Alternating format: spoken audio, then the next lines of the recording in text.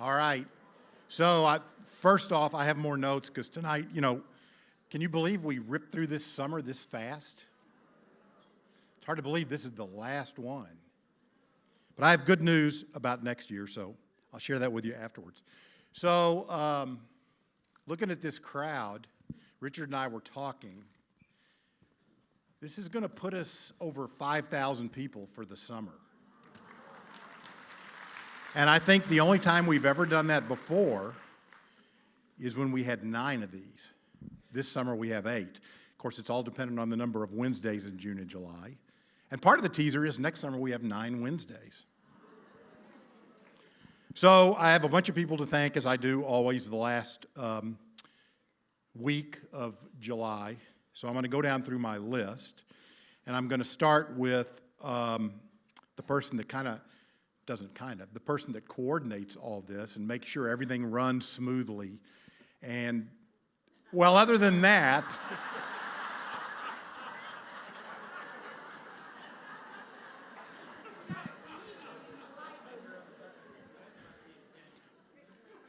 I paid that person the right amount of money, didn't I? And I want her to stand up, and let's give her a little bit of a hand. Arang Sistuli, where are you? I think you're back here somewhere.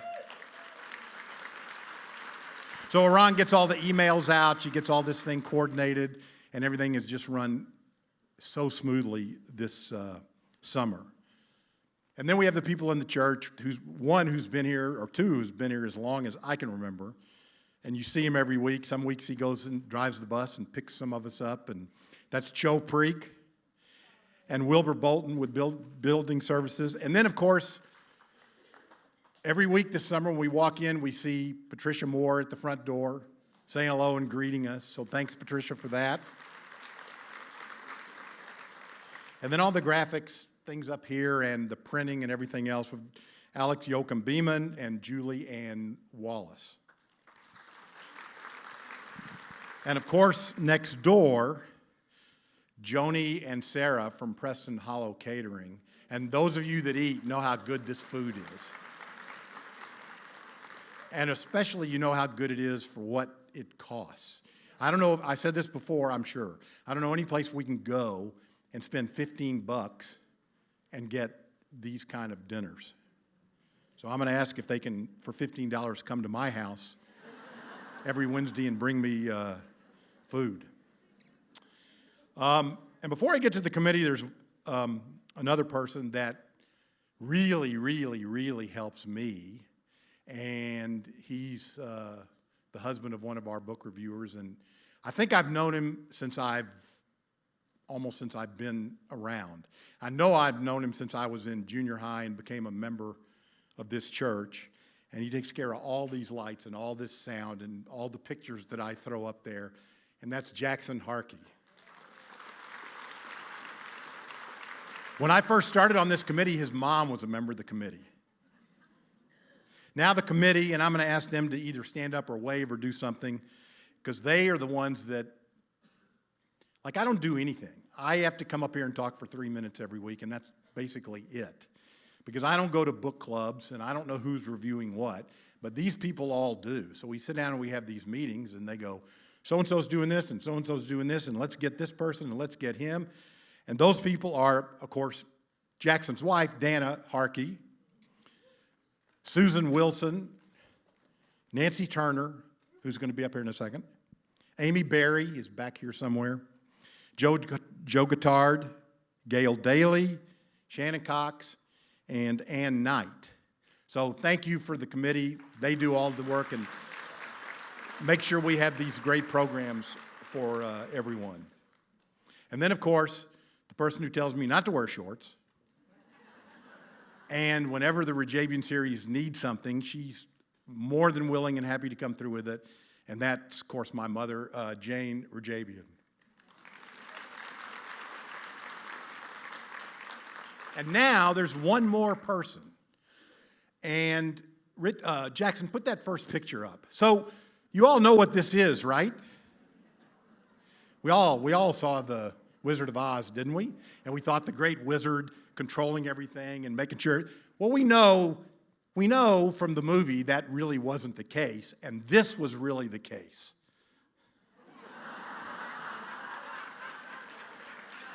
So it goes without saying that for all these years, and I don't know how many it's been, but it's been a bunch, Richard Stanford makes this thing what it is. And I am so happy that even though he's so-called retired, he still wants to do this, and he still likes doing it, and he still does all the work. And without Richard, I really don't think this thing would run the way that it does. So Richard, wherever you are, thank you.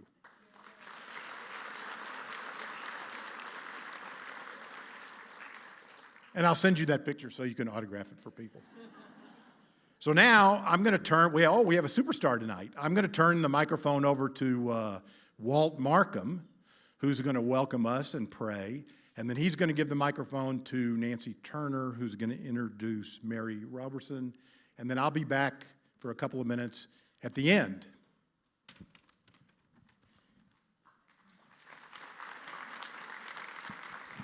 Thank you. By the way, David, you know that you have the uniform of the man who preaches in here. Shirt tail out. It's the latest in there. Welcome to Highland Park United Methodist Church in Rejebian. I'm Walt Markham. I'm minister. I used to be minister to teenagers. I'm now minister to older adults. Do you know any? Yeah. By the way, it's the same people. Let us pray.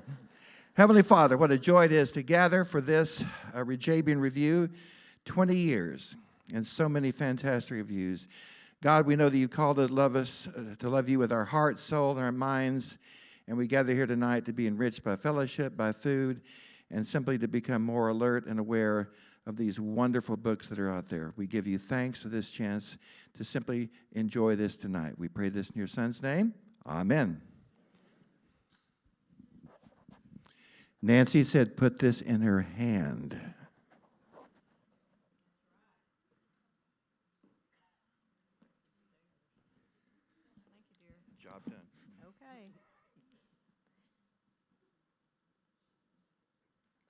Well, I'm Nancy Turner, and I'm on the Rejebian Committee, and I am a member of Highland Park Methodist Church. And I am so honored to introduce Mary Roberson. I introduced her last year. She was fabulous, and she's going to be fabulous tonight, I know. So, Mary, I wanted to ask you just a few things, and because I know these people want to know a little bit about you. So how about tell them something about your background before you start? Well, I started out, as many young women did way back then, wanting to go into a glamorous career. I wanted to be the demonstrator, the home economics demonstrator for the utilities companies. I got the degree required, home ec from Baylor. And do you know what happened? They had eliminated that position from the utility companies. So I had to scurry around and find a different career. I did go back and get a master's at TWU, and I taught school for a while. And do you know what? That is hard work. I really respect all of the teachers in the building, but physically I did not have the energy to do all of the lesson plans, all of the things that the teachers do every day. And I discovered the librarian had 6 lesson plans for the week, not for the day. So I went back and got my library certification. And you know you have to wait for somebody to die to get that spot. But after doing that for a while, I retired, and then I went to use that master's that I got at TWU. I became part of the adjunct faculty at Richland College. So I've had a varied background. Okay, that's wonderful. Now, I've had a lot of people ask me, how did she come up with the idea of 3 books, right there, 3 books instead of 1? So, Mary, give us an idea. Well, I started out reading Dutch Girl, and I really enjoyed it, and I looked in the back, and the author had these other 2 books, and I was really interested in Jimmy Stewart, so I started reading it, and then I thought, oh, wow, this is a totally different viewpoint of the same time period. And then I realized he's got a third book. In fact, the Fireball came out first on Carole Lombard. So I just thought I would look at it and the contributions that these people made to the war effort and to the country the rest of their lives. I think you're going to be surprised at some of the things I learned, particularly Audrey Hepburn and Jimmy Stewart. They made incredible contributions all their lives. Well, I think I'm looking forward to it. I thought that was very exciting to have 3 books in one. Now, the last question I wanted to ask you is, what are your future plans? Well, right now, I'm working on a presentation, a review, again, 2 books. There is a new book out by Clara Valentine that's called The Science of Murder, and it looks at the forensic science as it develops, along with how Agatha Christie used it in writing her novels. And I'm finding it fascinating. I think you're going to enjoy this one if you get a chance to hear it sometime in the future. But I've got 2 big events that are coming before that even. It's going to be wonderful. In October, my 3rd great-grandbaby's being born in Houston. And then in March, her sister's getting married in Plano. So I get to be Nana and Grandnana for the rest of this year. So those are my biggest plans for the future right now. Well, I'll tell you, one of our plans is to have her back again next year because she's just been wonderful. Thank you. See there? Well, we want to thank you for all you've told us, and I want you to join with me from Highland Park Church, from Rejebian Committee, and let's give her a welcome. Welcome. Thank you, Mary. Glad to have you. Thank you, Nancy. I appreciate your help. Oh, goodness. There's the thing. I thought for a minute I had lost my friend. We're going to start with looking at Carole Lombard and Fireball. And Carole Lombard was a fascinating person. She came from an interesting situation in that time period. She was born in Indiana, and then her parents split up, but they didn't do it legally. Her parents just took the kids and went to California, and her father paid for them to live out there. And he was part of their life, but not really.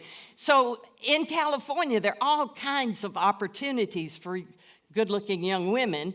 And so at the age of 12, Carole Lombard made her first film. During her 21-year career, she's going to do 56 feature films and 18 short films. Now, one of the things that was interesting, in 1931, Paramount gave her a contract, and they started using her in comics, in comedy movies, and she was really good. And she became known for her slapstick comedy or screwball comedy. And her career was really on the rise. And just like every beautiful woman that gets typecast, she wanted to be taken serious. She wanted to have serious roles, not just screwball comics. So this is going to come together in just a minute with somebody else that's changing his career. Wait a minute, I hit the wrong button up here. Clark Gable and Carole Lombard will become one of the love stories of that decade. And the thing that's fascinating about it is the first time that they met and worked together, they were both married to somebody else. And Clark Gable was married to a rich Texas widow, and Carole Lombard was married to William Powell. They didn't even notice each other. Clark Gable was busy building his name and his reputation. His career was just beginning to take off. And Carole Lombard was trying so hard to be taken serious. So they didn't notice each other. But about 3 or 4 years later, they came together on another project, and he was separated from this Texas widow, and she was divorced from William Powell. Oh my goodness, things were totally different that time. And the thing that really is funny is they went along with all the publicity. They did their part for the studio. But when it came time to get married, they wanted that to be private. They didn't want a big zoo.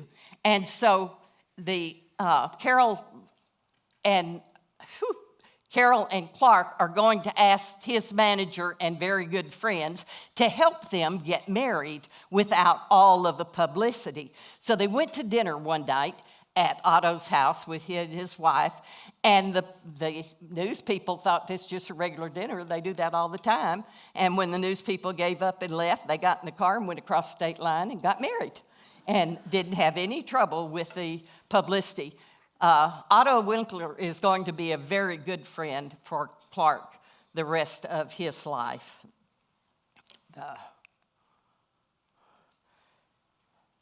Carole Lombard is going to be asked, my slides are out of sync, that's the one I want. She's going to be asked in 1942 to do a war bonds tour. Now, this is when we are just beginning to really crank up in World War II. And President Roosevelt needs somebody that's got a big name that will attract people to go on war bond tours because they don't have a blind item in the budget for war preparation. They didn't think of that early enough. So he contacts Carole Lombard. Why would he contact a screwball comic star? Because years ago, a reporter had said to her, "Doesn't it just upset you to have to pay the government all those taxes?" And Carole Lombard was shocked at the question, and she said, "Well, no, that means I've made a lot of money." And Roosevelt had seen that interview, and so when he needed somebody that had star quality that would give their time to raise these funds, he called her and she agreed to do it. Now, here's the deal. Clark Gable's in the middle of a movie. He can't leave right now. So she is going to promise him and her mother and Otto, who are going to travel with her, that they will only travel by train. There's a lot of concern about commercial flights at this point. There's just all kinds of reasons that Clark did not want her flying. So she promises, we'll just do the train to Indiana, we'll do a few days, weeks of the tour, and we'll take the train back. Now, in that time she was in Indiana, she is going to raise $2 million. That's an incredible amount of money at this time period. Whoops, that's not the slide I want. That isn't either. Where did I go wrong? I'm going the wrong direction. No, I wasn't. I was going the right direction. Did I miss a slide? I just love technology, don't you? Okay. That's definitely not the right way. Jackson, I'm running out of help here.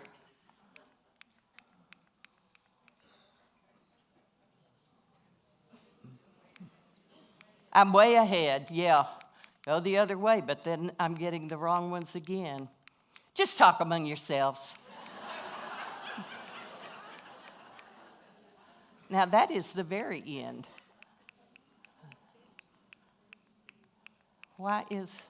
Okay, that's Jimmy Stewart. We're coming back to, come on, go back. There, whoa, we got it. Okay, back again. Thank you for your patience.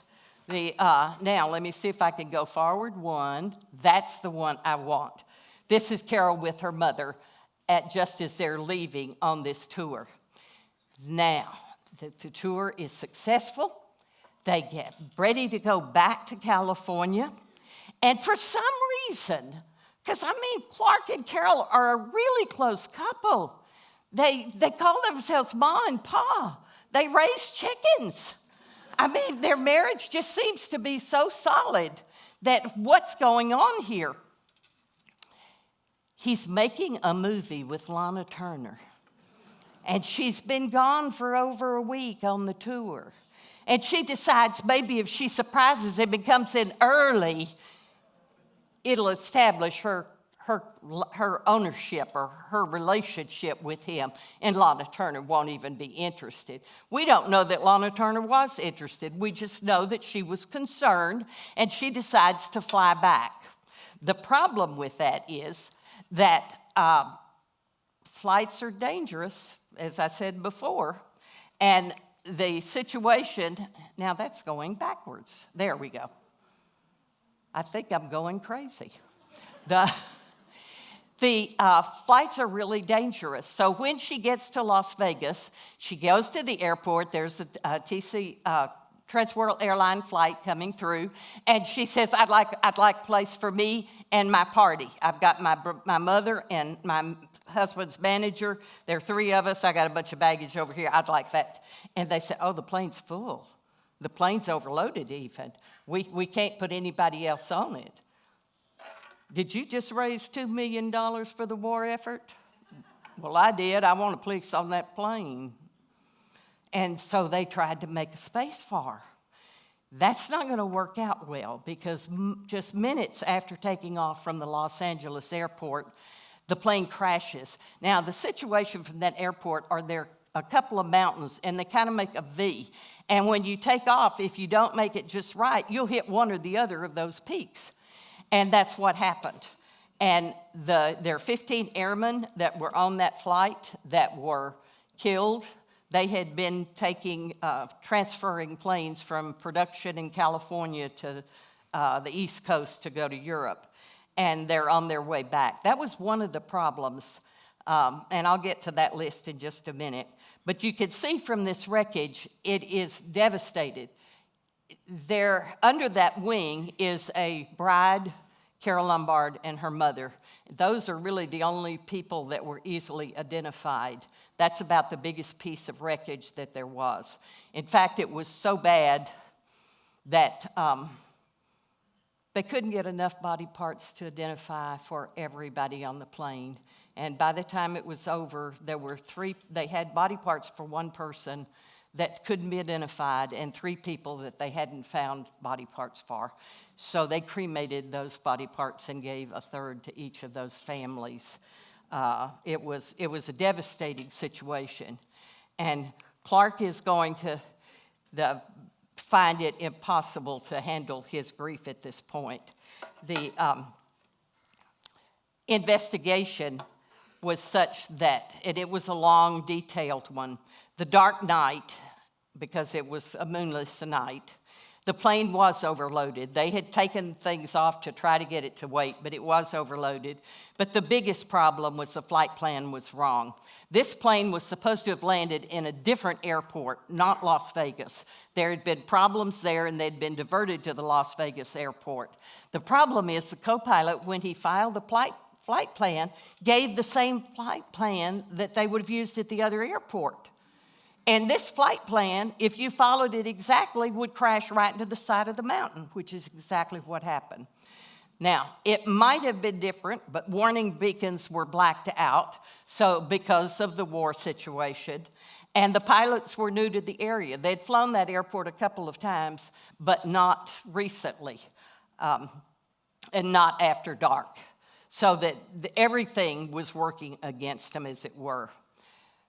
There. Clark has gone, when he hears, he goes immediately to the crash site, demands to go up and see and help recover her body and take it back for burial.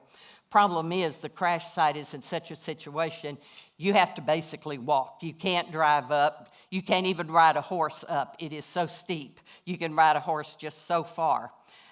When he gets there, he sees what they were trying to protect him from. He goes down to a motel and basically drinks himself into a stupor. It was an incredibly difficult time for him. He's going to bury her at Forest Lawn in Glendale. And the thing that's interesting, she was the 3rd of his 5 wives. At his death, he's going to be buried beside her, even though he marries twice after her death. Now, interesting thing, he's 41 at this point. 41-year-old men are not being drafted for the war, but some people are volunteering. And before the plane crash, he had said no, he wasn't going to volunteer. He would do help efforts at home, bond funds and things like that, but he wasn't going to volunteer. After the crash, he volunteered in the Army Air Force, and he was 41 at that point. But what he's going to do in that job, he'll be an aerial gunner and he'll head a 6-man team. But the main thing that they're doing is taking pictures, because they're working on a movie called Combat America that will be made after the war, actually. But this was supposed to be a promotional thing that was going to improve morale back home, and it was also going to be used in enlistment activities. So he flew 5 combat missions as taking footage for this movie. Funny part is, he's going to be awarded an Air Medal and a Distinguished Flying Cross because a German shell pierced his plane and his boot. So he was in combat and shot directly at him. It was interesting how that... Now, I did fail to mention one thing. When he volunteered, he told friends he did not expect to come back. He expected that this would be a suicide mission, basically. But amazingly enough, all that happened was his boot got shot. Almost 2 years to the day from her death, Irene Dunn is christening the Liberty ship SS Carole Lombard. And this is how her legacy is going to live on and impact people even after her death. That Liberty ship is going to be in the Pacific Ocean, and it is going to rescue hundreds of sailors that are involved in shipwrecks, or ships that have been sunk, so that Carole Lombard's legacy would be very positive for those men who are rescued. Now, moving on to Audrey Hepburn. Hey, it's going in the right direction now. I'm so happy. The Dutch girl, Audrey Hepburn's experiences are totally, totally different than what we've seen before. She was born in 1929 to Ella van Hampstead, and this child had the most unusual life. It was amazing. Her family come from nobility, her mother's family, and she has 2 older brothers that we rarely ever hear anything about. But when she was about 5 years old, her father and mother are going to get a divorce. And her father basically moves and leaves no forwarding address. In the divorce, he gets joint custody, but he never comes back. So she never talks about him, except that to say this was the most traumatic event in her life. But here she is with her father, Joseph Victor Anthony Rustin. Don't you love them when they've got 4 to 7 names? Her mother she was born in Brussels. The major language in Brussels is Dutch. Her mother feels like it's important for her to be able to speak English and to know the customs of her father's family. And so she sends her back to London, or to England, to boarding school at the age of 5. Now, here's a little 5-year-old that is sent off to school in a place that doesn't speak the language she understands. So she is going to be immersed in a new language, and she masters that language, and she will be bilingual, Dutch and English, the rest of her life. She's going to learn the customs at school, but on holidays, Mother doesn't come get her and to spend holidays with her.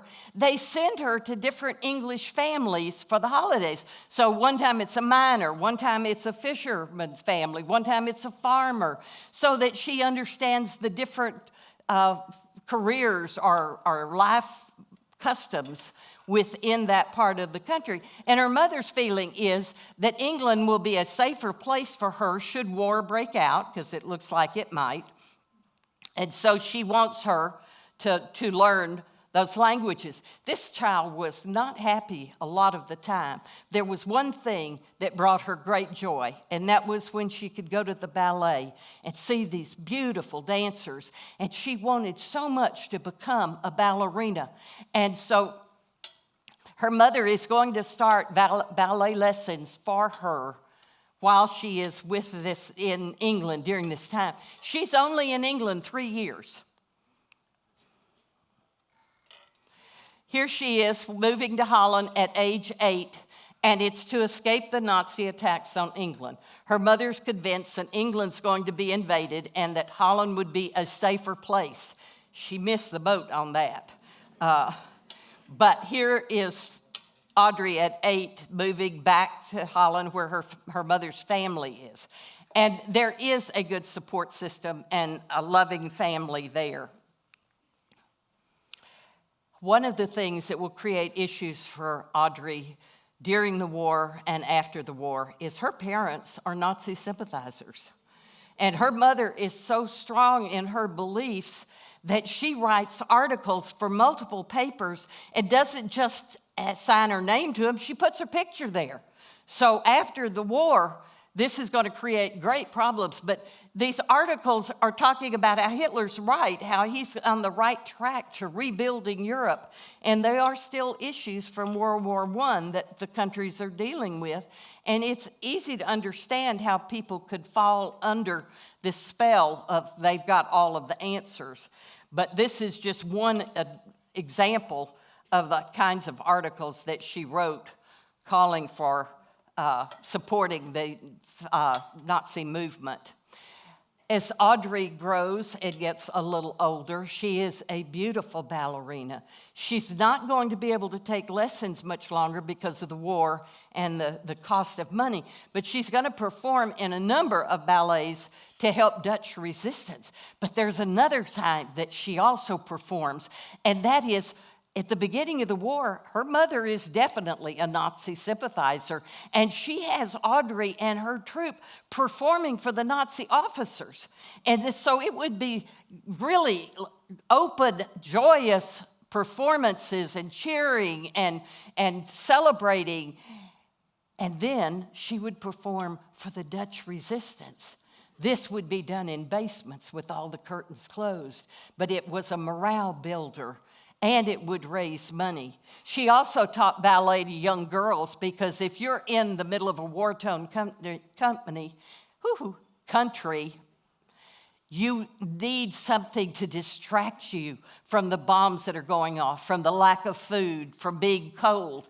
And if she's teaching these children ballet, that's a joyous experience. So she did that, and that also raised money for the resistance.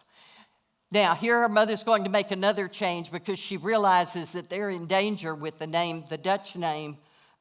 her English name. So she's going to change her name from Audrey Ruston to Etta von Hempstead, Hempstead being her mother's name. This is the family that she would live with. And by the way, her mother became very disillusioned with the Nazis when they invaded Holland, because the first thing that the Nazis did was confiscate all of the income, all of the properties of her family. They were left with one large house with all of the family living basically in the basement because above ground at night was not necessarily safe. They were right in the middle of major bombing. And here is her mother seated, and her mother's sister Wilhelmina with her husband Otto. Otto was going to be the father figure that Audrey has at this time, and this is going to be one of the other things that will turn her mother against the Nazis, because Otto is going to become a death candidate. What the Nazis were looking at was a resistance that was growing, and as the resistance became more effective, they were killing more German soldiers. And so the Nazis said, we're going to take 100 death candidates, and we're going to put them in a compound. And every time a German soldier is killed by the resistance, we're going to execute 5 of those death candidates. Otto tried to reassure them that that would not happen, that they would not do it because they would get such feedback from the public. It would really make it even harder for the soldiers. And by the way, the thing that's fascinating about this is the compound that they had them in was a large, older home, and they did have barbed wire around it. They did have guard posts, but they let family come and visit. They let them bring clothes and food if you had any, and they saw them on a regular basis so that there was this feeling of the threat's not real. Well, sure enough, it happened. The resistance killed several German soldiers. They took 5 of the candidates. They said, you have 5 days to turn over the resistance members that did this, or these 5 people will be executed. They did not turn over the resistance. They took both her uncle and her cousin and 3 other men out and executed them. Her uncle had been like the district attorney. He had been kind of the law in the area, the court system in the area, and was very well respected. So this probably had a negative effect in that it concreted or cemented the efforts of the resistance. Audrey never refers to them by name. When in interviews, when she's asked about family members that she lost, she'll say, I had an uncle, I had a cousin, but she doesn't dwell on it the rest of her life. The thing that's fascinating is she is going to become a major asset for the resistance movement. And because of the death of her uncle, she's even more determined. Now, remember this little 5-year-old that was immersed in English? That English is becoming very important during the war, because when pilots are shot down in her area around Velp, she can help them with the language. She can tell them where help is. She can bring medicines to them. She can help get them to the resistance people. And that is, they don't expect a young Dutch girl to be able to speak English so that the Germans are not watching her. The other thing is she's really young at this time, 13, 14. And why would they be questioning her movements? And the other thing is Dr. Huff was the leader of the resistance, and he also was the father of her best friend. These girls have been going back and forth to each other's houses all the time that she's lived there. So the Germans didn't think anything of it when they'd see the 2 girls skipping down the street. They had no idea that in their socks they had messages or medicines, things that they were taking to these shot down pilots that needed help. And only one time did she get stopped. And that time they were rounding up young people to send to Germany to work in the war plants.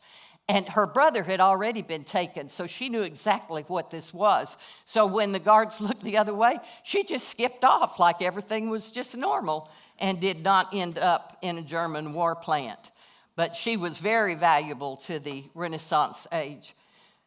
Finally, they survived the war, and it is hard for us to even comprehend how much starvation there was during that time and the damage that it was doing. Over here, we were planting Liberty Gardens so that we could send as much overseas as possible and still have plenty of food here. If they planted a Victory Garden or a Liberty Garden, as soon as it was ready to be harvested, the Germans harvested it for them. So they were down to very little food for very long periods of time. So when the war is over, everybody's trying to get to a place where they can get back to some semblance of normal food and stuff. And Audrey has been offered a dance position in a musical or in musicals in England, in London particularly. She's not strong enough to be a ballerina, but she still has the talent and the movement and the grace to be very successful in London theater. But her mother can't go right after the war because she was a Nazi sympathizer. It will take a while before they are able to make that work. But she is recognized, her talent is recognized, and she is offered the chance to come to the United States and dance in musicals or be in the movies. Again, there are problems with her mother's visa, and it takes a while to get her there. But finally, she gets to the country, and she is such a beautiful young girl. She's very graceful move. There are several movies that she made where she is dancing in the movie, sometimes with Fred Astaire, and it is amazing the grace that she has. Her first major role, though, was Roman Holiday. And if you've seen that movie, you know she is incredibly good in this movie. And she's going to win an Oscar in 1954 for Roman Holiday. That starts her collection of awards. There is a series of 4 awards that he got: an Emmy, a Grammy, an Oscar, and a Tony. She is one of very few people that has all 4. I think the last I heard, somebody just got one, but I think that's 18 that have those 4. So this is quite an accomplishment. You'll see later where she gets the others. But you know what? here she's at the top of the movie industry, but that's not her dream job. That's not what she wants to be. She wants to be a mother. She wants to be the mother that's there to tuck those little ones in at night, to put the Band-Aid on the bobo, to hug their neck when they're crying. This is something she didn't have, and she wants to be sure her children have it. So when she marries Mel Ferrer and has her first son, Sean, she is in heaven. This is the culmination of everything she's dreamed of. In fact, so much so she backs off her movie career and moves to Switzerland so that he is not impacted by all the publicity and things that go on. And she wanted her children to be raised in a normal home and a normal environment. Her second son, and you'll notice 2 different husbands, 2 different sons. This is Luca Dotti, and he's several years younger than his brother. She divorced Mel Ferrer and married Dr. Dotti. And this young man was so sheltered that later, after her death, somebody's interviewing, and he said, we had no idea. I had no idea when I was a child that my mother was a movie star. In fact, it was only when I saw the movie Love in the Afternoon, which was with, I think, Gary Cooper, he was kissing my mother. And I went to my dad and I said, Dad, this is really serious. You can't believe Mother's kissing this man. And his dad sat him down and explained, your mother is a movie star, darling. This is all fake. It's all make-believe. But she kept him in Switzerland in a normal environment because she did not want him to miss out on a real childhood. In 1989, she's going to begin over 50 trips for the United Nations. Her work in the resistance had been very important. The work she's doing after the war is even more important. She remembers what it was like as a child to starve. And so she sees situations in the world that children are starving, whether it's from climate issues, whether it's military issues, political issues. Children are being used as pawns. And she wants to work with the United Nations and their UNICEF fund to try to take care of these children and protect them. So she starts these trips, and she's right down with the children, loving on them. Sometimes it's mines in the ground that have been left after a war that need to be removed. Sometimes it's food, whatever. She is going to make these 50 trips to try to raise money and awareness. And she is going to be recognized for that contribution. In 1990, she's going to tour with Michael Tilson Thomas. And at that time, he was at the Boston Pops. And she's going to be narrating portions of Anne Frank's diary that's the symphony is playing behind her. The thing that's interesting about that is the symphony, Anne Frank's father had approached her right after the war and asked her to play Anne Frank in the movie. And she refused because she said she was just too old. It would be impossible to make her look like and accepted as that young girl. And so when she had the opportunity to do this with Michael Tilson Thomas, she jumped at the chance. And that's the Grammy. It's the spoken word album of the music. While she's on one of those trips, she's going to begin to have stomach pains, and she'll be diagnosed with cancer, and it will not be a long battle. She's begun to be recognized for the work that she's done with UNICEF and the United Nations. The President's Medal of Freedom was given to her in December of 92. And in 1993, a posthumous Humanitarian Academy Award. She was very well respected for her work. She will die at her home in Switzerland 3 months after she was diagnosed. She was a beautiful lady and made many contributions to the war effort and to improving life for those children afterwards. Now let's look at the third person, and this one is the one that had the most surprises for me. Jimmy Stewart and the Fight for Europe. This is a picture of the Stewart family his mother and father, Elizabeth and Alexander Stewart, and his sisters, Mary and Virginia. This is about 1918. His father's just coming back from the war. And I need to point out here, young Jimmy is there in a Cub Scout uniform, but his father is carrying on a family tradition. There have been Stewart men fighting in every war in our country's history, long history of military service.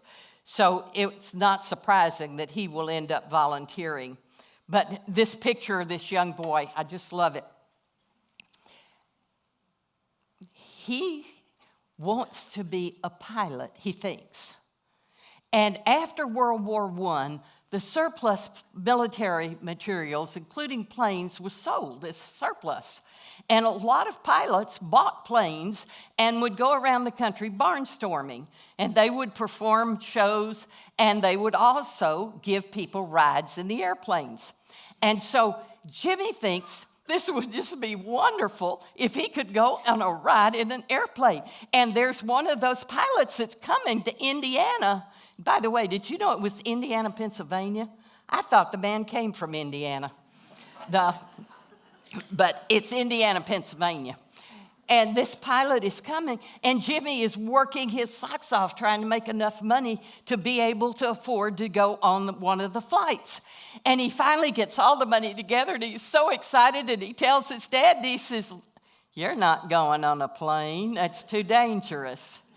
And he's going, "Oh, but Dad, it's not. They do it all the time. And I've saved enough money for a 15-minute ride." His dad said, No.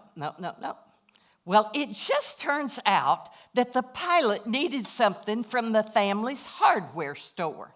And he's in the store getting some supplies, and he's talking to Mr. Stewart, and Mr. Stewart said, "Yeah, my son thinks he wants to go on a flight with you, but I'm not going to let him. It's just too dangerous."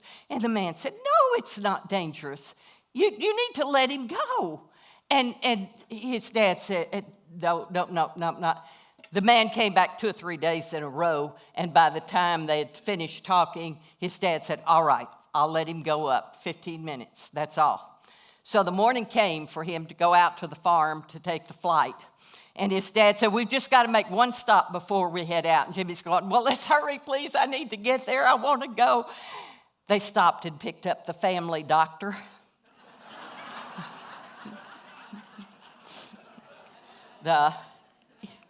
It's amazing to me how you can relate to this young man. I suspect very few of you know what his college career was in. He went to Princeton. He studied architecture.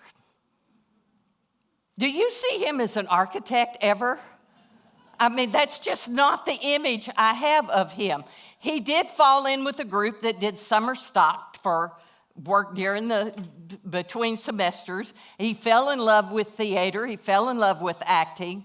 And he never, to my knowledge, never practiced architecture at all.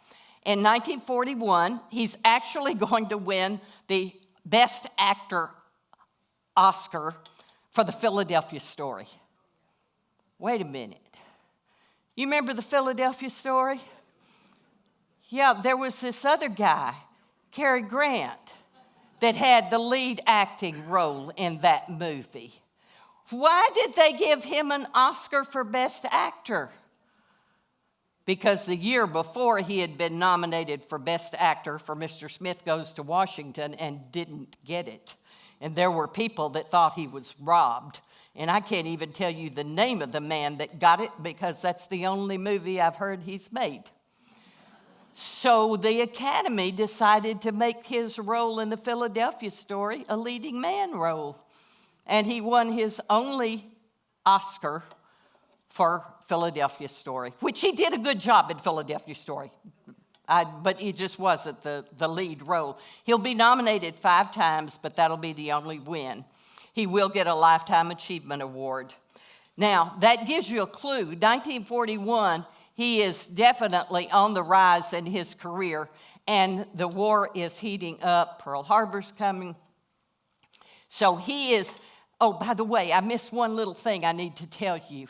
After that flight with the pilot and the barnstorming, He decided that was his love of his life activity. So when he started making money in the movies, he started taking flying lessons. And by 1941, he had a commercial pilot's license.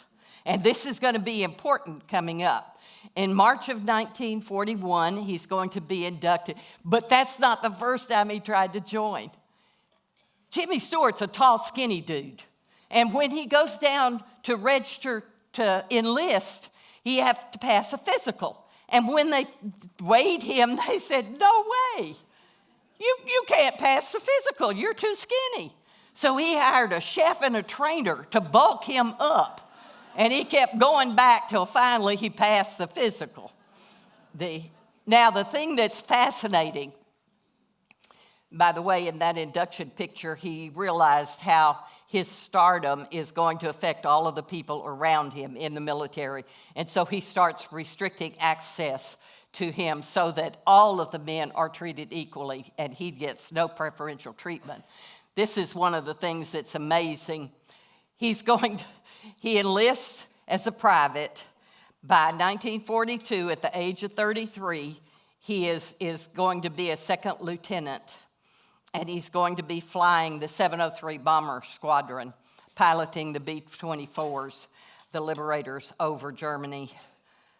By the way, 33 is too old to get into pilot training in the military, in the Army. It was Army Air Corps at that point.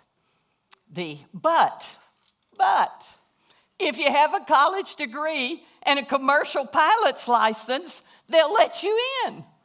And so he gets to fly as he had wanted to. It's amazing the things that he is able to accomplish. Now, this is one of the few things that he did in movies. He makes this documentary, Winning Your Wings, in 1942. It's nominated for an Academy Award for documentary. I can't find any place that said it won or lost. But that was the only thing that he did as a promotion, as a publicity to encourage people to enlist. And it was shown in theaters all over the country. They said there were probably 150 people that enlisted and became pilots based on what they saw in this movie. So this one that he made was very productive for them.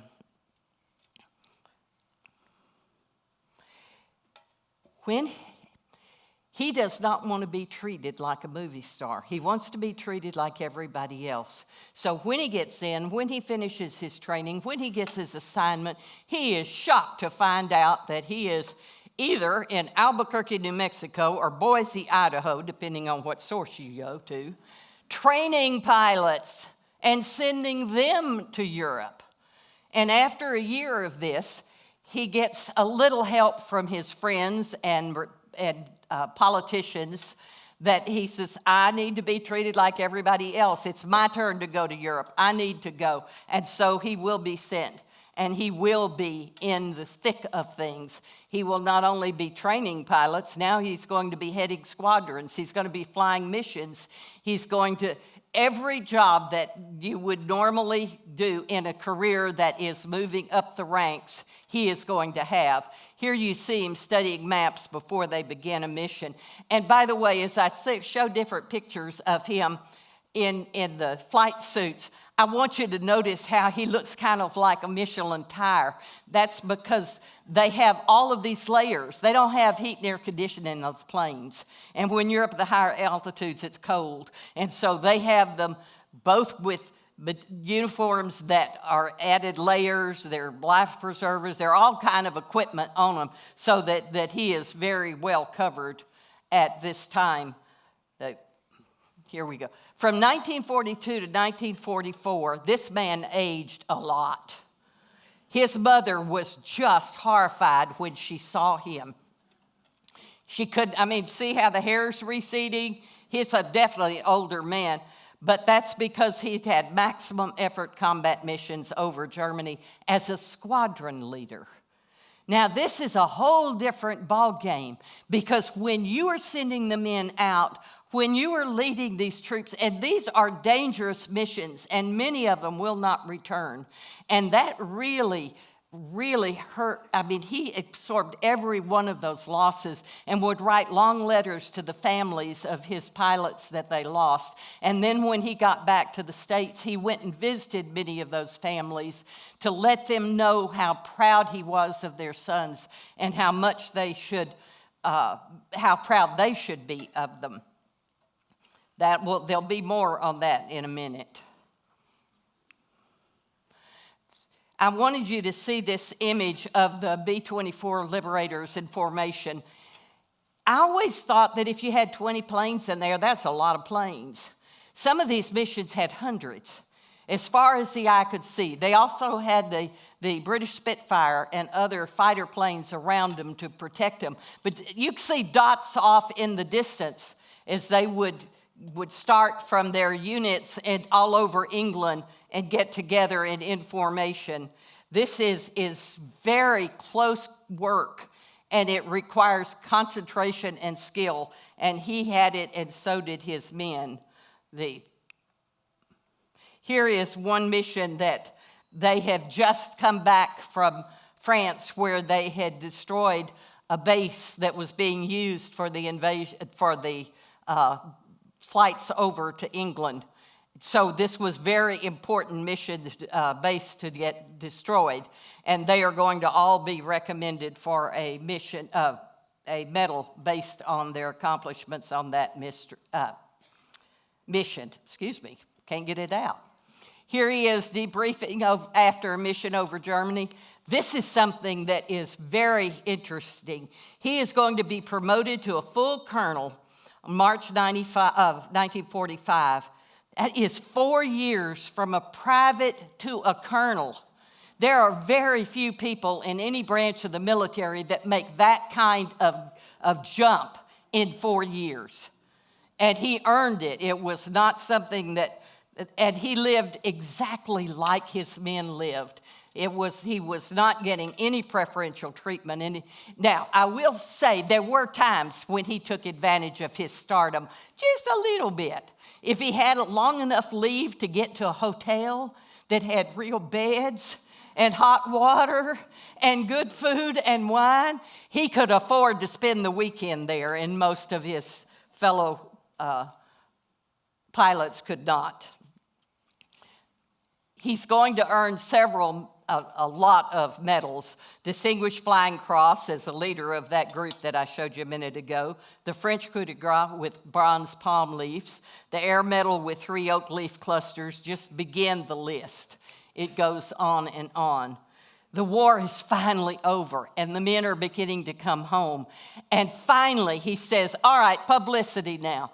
All of the parents want to know, how are their men getting home? When are they going to get home? What's going on? So he lets Life magazine follow him through the process of getting back to normal life at home.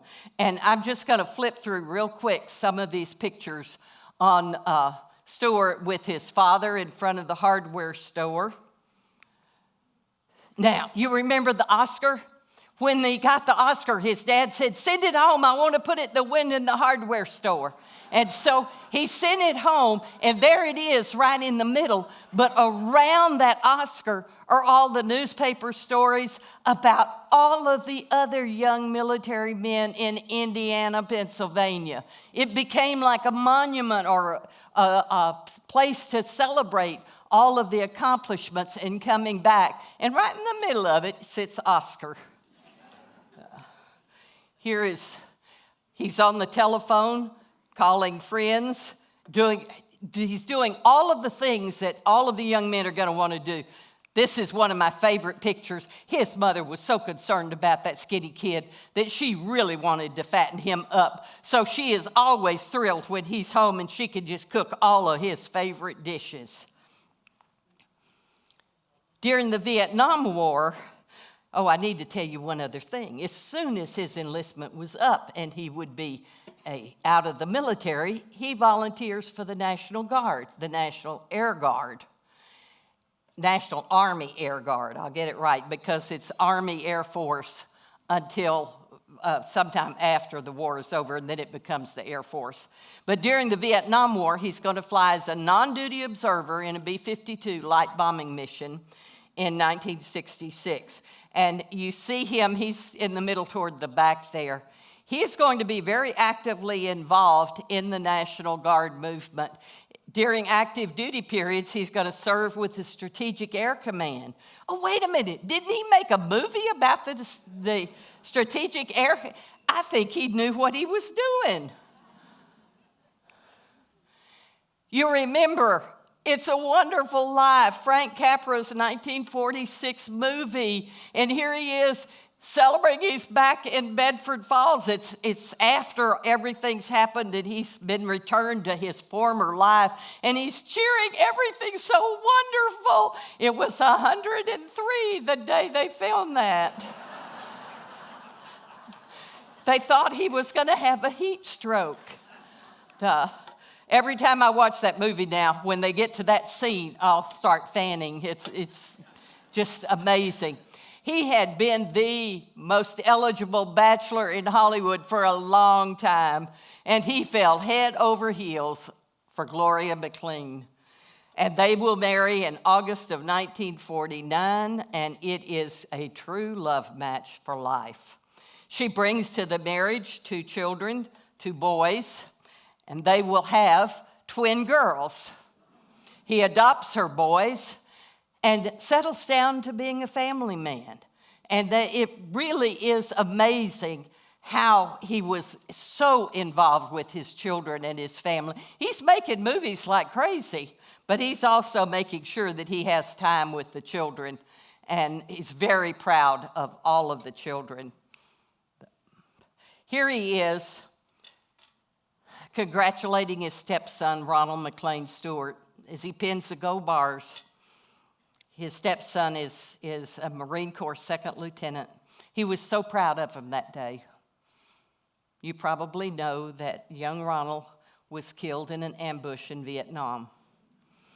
Jimmy and Gloria were devastated. It just took everything they could to get past that.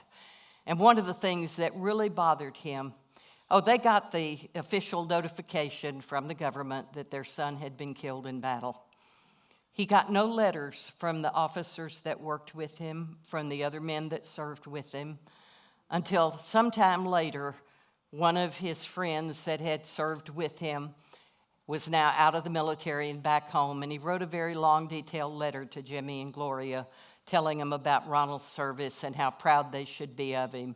Jimmy wrote him back and said, "You'll never know how much that letter meant to me."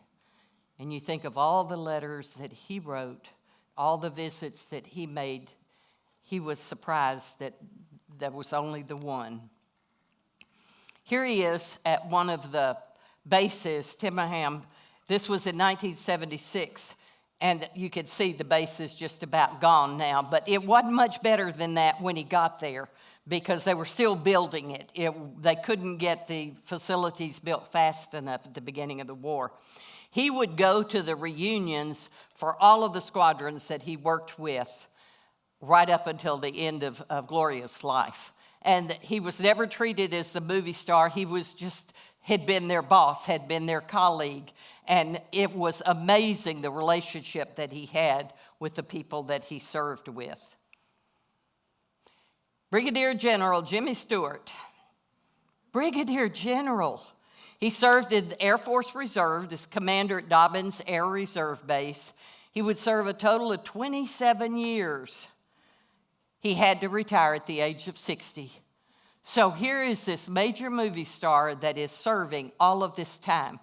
Funny thing is, the promotions go in a package and they're approved by Congress, and Margaret Chase Smith didn't think he deserved to be a brigadier general because he wasn't flying that much. And they kept saying, "Margaret, look at the other people that are up for the same promotion with the same background. He's in administration. He's flying as much as anybody else in administration." Finally, they convinced her, and that whole packet goes through. Everybody gets their promotion. Some of his friends said, "Thank you, Jimmy." And by the way, there is somebody that's holding up the approval right now. I don't know the whole story of what's going on right now, but there is a situation similar to that in Congress right now. 44 years after their marriage, Gloria's going to die at the age of 75. And Jimmy Stewart just retires from the public. It's like he's not a total recluse. He doesn't separate himself from close friends and family. No, he's very close to his children. But he is not living the life he was living, traveling, doing things that he did with her. He missed her a lot. Jimmy Stewart, 1908 to 1997, lived a truly wonderful life and made many contributions to our country. These are the 3 books Robert Matzen wrote about, 3 different stars, 3 totally different experiences, all in the service to our country. I hope you've learned something today that you didn't know about one of these stars, because I only told you the fun parts I like. I didn't have time to cover everything, so I hope there was something that was new that you enjoyed. Thank you so much for coming tonight.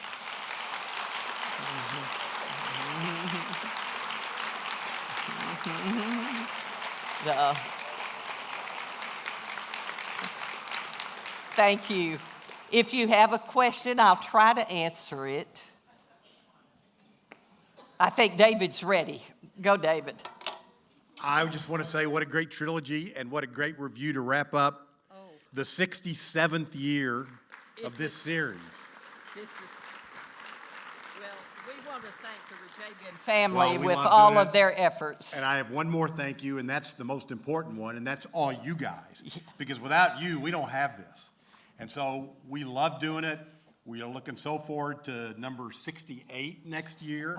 And a little teaser, think about Talmadge Boston, think about Marina Peterson, think about Mark Creditor, who we haven't had in a while, and it's going to be a fun year. The only thing I want to say is, starting a week from today, you can go to hbumc.org, and all the reviews from this summer will be up for you to click on and watch. And you can skip the parts at the beginning from the guy that just shows up here. Again, thank you, and we'll see you next summer.